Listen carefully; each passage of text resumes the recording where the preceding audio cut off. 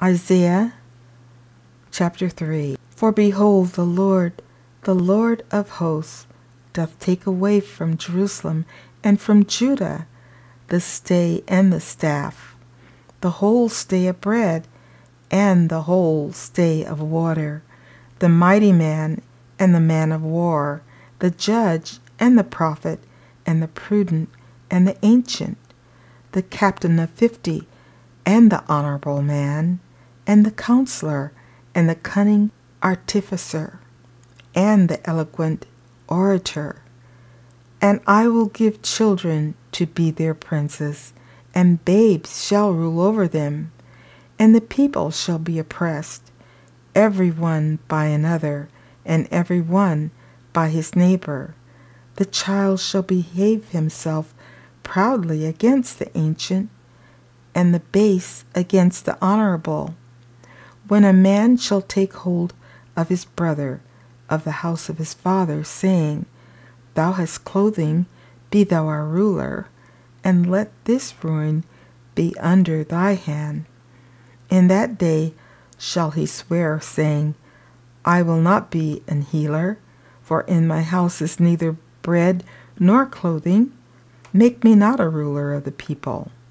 For Jerusalem is ruined, and Judah is fallen, because their tongue and their doings are against the Lord, to provoke the eyes of his glory. The shew of their countenance does witness against them, and they declare their sin as Sodom. They hid it not.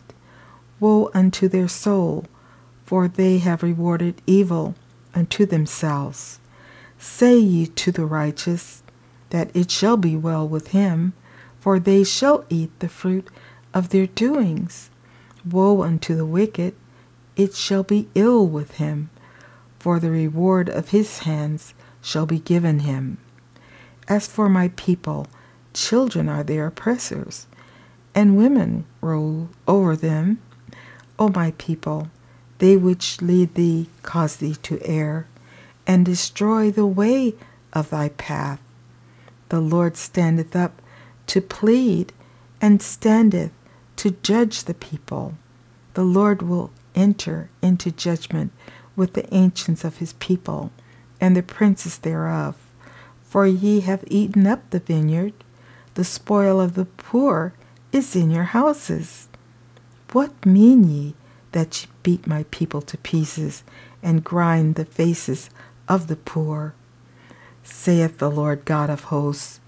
Moreover, the Lord saith, because the daughters of Zion are haughty, and walk with stretched forth necks, and wanton eyes, walking and mincing as they go, and making a tingling with their feet, therefore the Lord will smite with a scab the crown of the head of the daughters of Zion, and the Lord will discover their secret parts.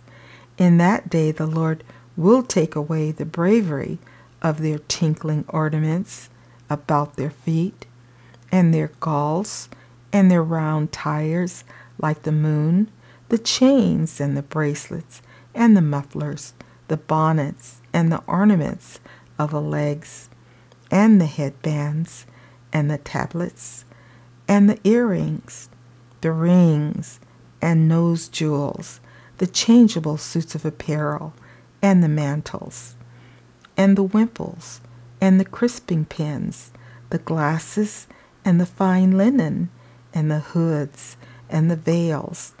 And it shall come to pass that instead of sweet smell there shall be stink, and instead of a girdle, a rent, and instead of well-set hair, baldness, and instead of a stomacher, a girding of sackcloth, and burning instead of beauty.